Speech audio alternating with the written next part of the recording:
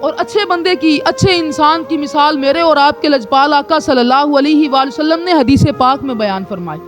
فرمایا اچھا انسان جو ہوتا ہے نا، اس کی مثال وہ عطر فروش کے پاس بیٹھنے والے کی طرح ہے، وہ جو خوشبوؤں کا کام کرتا ہے۔ فرمایا کہ جو بندہ عطر فروش کے پاس بیٹھے گا وہ کم از کم 3 چیزیں لے لے گا۔ یا تو وہ عطر فروش اس کو کوئی خوشبو تحفے میں دے دے گا، یہ اس کے پاس جاتا ہے، اٹھتا ہے، بیٹھتا ہے، اس کا دوست ہے، وہ عطر فروش کوئی خوشبو کا تحفہ اس کو بلا عوض اس کو دے دے گا، ایک کام۔ یا تو یہ اس سے کوئی عطر خرید لے گا۔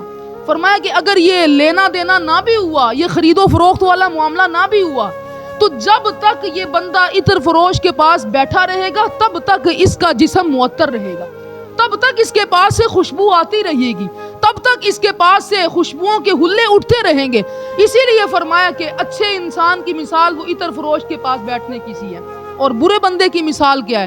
فرمایا برے بندے کی مثال وہ کسی لوہار کی بھٹی کے قریب بیٹھنے کی مثل ہے کہ اگر وہ وہاں پر بیٹھے گا تو یا تو کوئی چنگاری اڑ کر اس کے جسم کو جلا دے گی، اس کے کپڑوں کو جلا دے گی۔ اگر ایسا نہ ہوا تو جب تک وہ بیٹھا رہے گا، حتیٰ کہ گھر بھی چلا جائے گا تو اس کے کپڑوں میں سے وہ لوہے کی بدبو آتی رہے گی، وہ بھٹی کی جو بدبو ہے اس کے جسم اور اس کے کپڑوں سے آتی رہے گی۔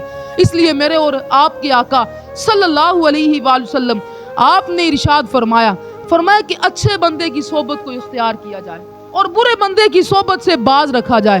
اور شاعر نے کیا خوب کہا، شاعر کہتے ہیں صحبت سالے تو را سالے کنت، صحبت تالے تو را تالے کنت۔ اچھے بندے کی صحبت انسان کو اچھا ہی بنا دیتی ہے، اور جو برے بندے کی صحبت ہے وہ انسان کو برائی کے راستے پر گامزن کر دیتی ہے۔